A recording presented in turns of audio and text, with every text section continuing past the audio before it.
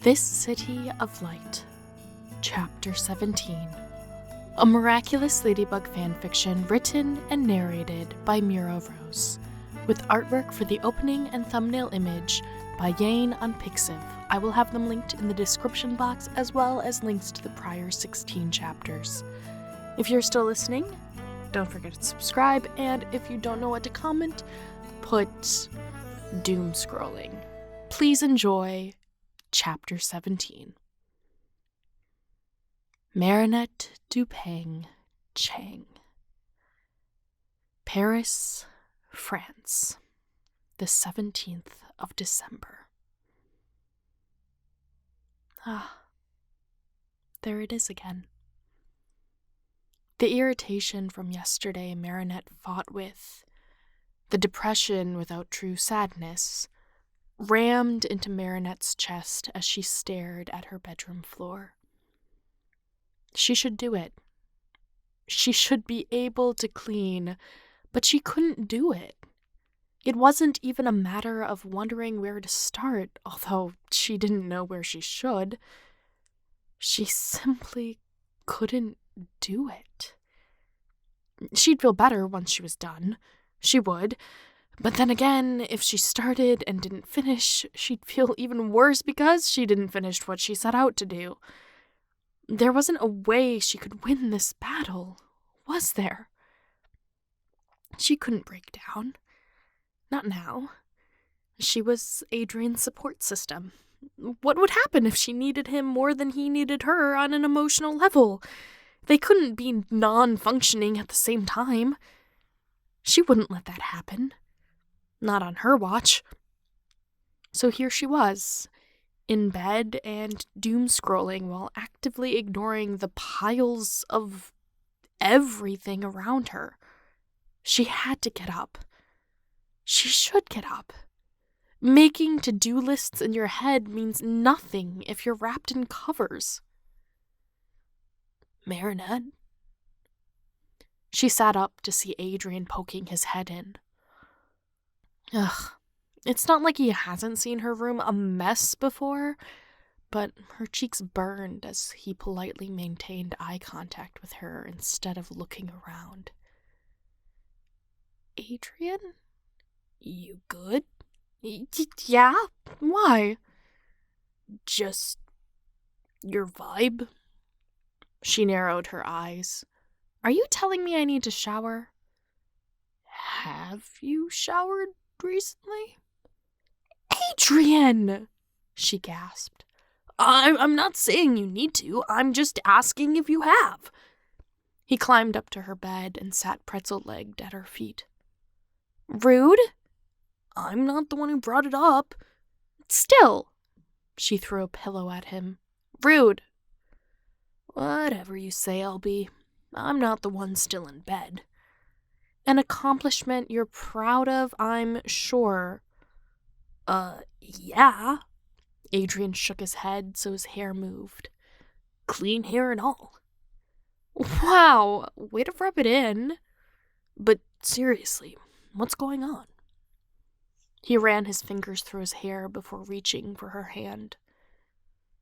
What do you mean? You were moody yesterday, so I came to check on you. I wasn't moody. So, all sushi is sad girl sushi? Oh, hush. Come on, Marinette. His tone grew soft.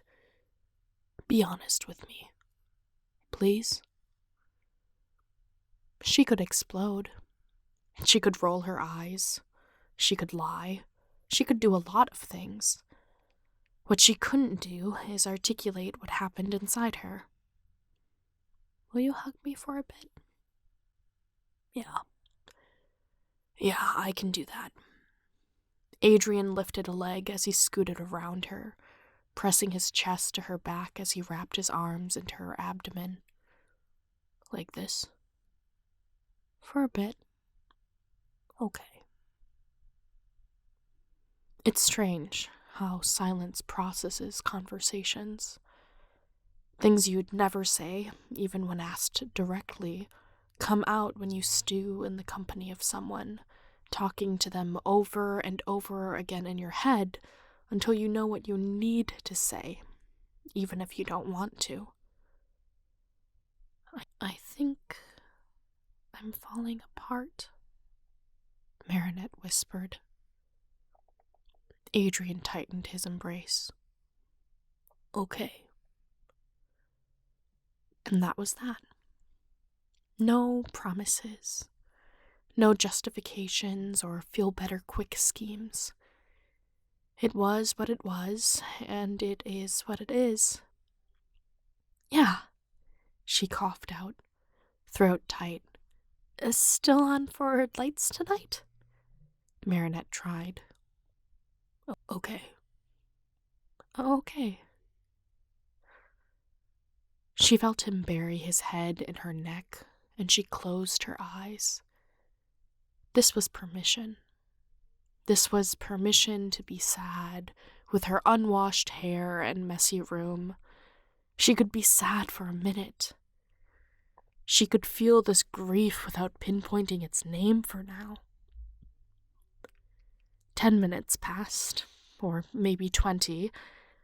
It could have been days or moments for all she knew, but when Marinette turned to shift, she heard Adrian's voice in her ear.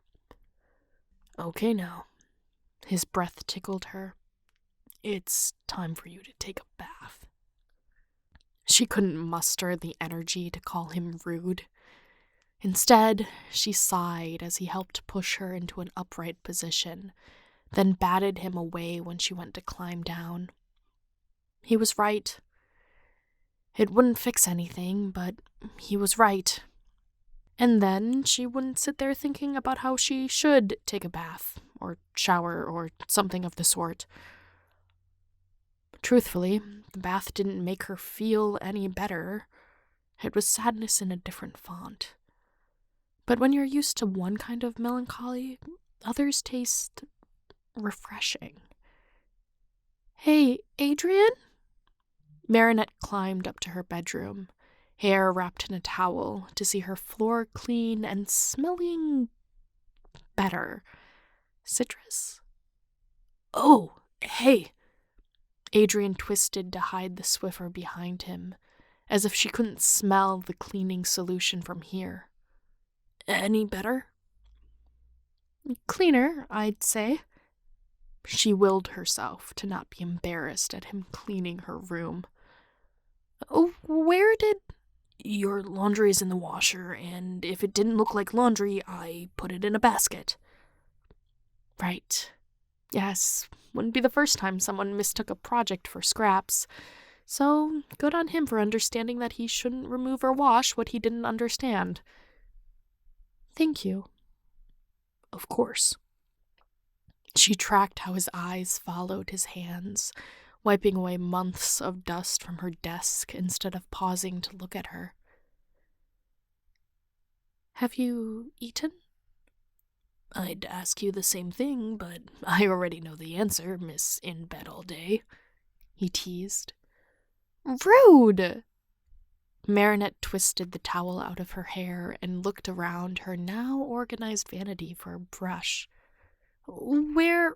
Hold on. He tapped her chair, and she sat without thinking it over. Here. She heard a blow-dryer click on behind her, then watched Adrien test the air against his wrist before turning it toward her. Thanks. He reached into the drawer beside her instead of answering. She thought he pulled out a brush for her, but instead he gathered her hair in his free hand, then started combing it. Oh. This is intimate. They'd done a lot together, but brushing her post-shower hair, with a blow-dryer no less, was a first. Marinette? Her mother's voice cut through the whittling motor. Yeah? She clicked the blow-dryer off. It's lunchtime. You and your boy coming down? Heat bit at her face, and it wasn't from the hot air. Yeah, sure. We'll be right down, Adrien called back, setting down the brush before twisting her hair into a few sections and looping them across each other, adding more hair with every turn. "Looks good." They made eye contact in the mirror as he gave a thumbs up. Yeah, it's great." Her boy. All of her wanted things to stay like this. All of her wanted to be more than that with him. And they were. They were more to each other than some people find in lifetimes together. Weren't they? And yet, he wanted to leave her. Asking to change their relationship wouldn't change that. Well, now Marinette was sad all over again for different reasons. This chasm in her chest refused to yield, despite how often she beat it back into the shadows. "Good." Adrien smiled, cradled his hands around her temple, then bent to kiss the top of her head. "Let's go eat. You'll feel better." "And you?" she tried. "How are you doing today?" He stepped back, shoving a hand in his front jeans pocket while touching the back of his neck with the other. "Honestly?" "Are you doing that thing where you're debating reflecting the subject back onto me so you don't have to answer?" "I'm meeting with my father tomorrow." Marinette froze, half risen from her chair. "Adrian!" She knew it'd gotten moved up, but tomorrow?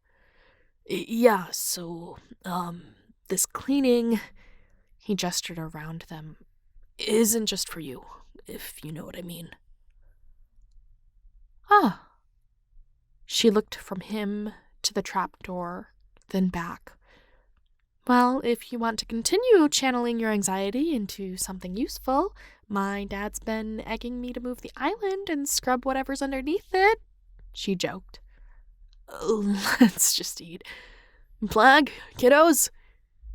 Adrien rolled his eyes, then jerked his chin at the dollhouse as the baker's dozen of kwamis tumbled out, chirping about food and how Waze didn't protect Caesar like he should have. "The Duping Chengs have Christmas cookies to decorate when we're done eating." "But can we eat the cookies after decorating them?" Tiki asked, wiping saliva from her chin as she zoomed toward the kitchen. "I'll be right down," Marinette said, watching her found family make their way downstairs. "I'm gonna grab a sweater or something." "Okay, see you down there," Adrien said, then disappeared beneath the floorboards. Finding herself alone, Marinette made her way to the chase and sat, cradling her head in her hands as she propped her elbows against her knees. "Keep it together, Marinette. The only way out is through. The only way out is through. At least for now, you can distract yourself with Christmas magic." Oh, what would happen to her after Adrien left for real? He didn't complete her, but it's so much easier to be put together for someone else instead of just yourself. She'd lost herself somewhere between the spots and costume changes, and now she had to figure out who she was all over again. How was she supposed to do that? How was she supposed to find herself in a city that didn't need Ladybug anymore? Her room never felt larger as it did in this moment. The silence cradled in echoes of laughter beneath her.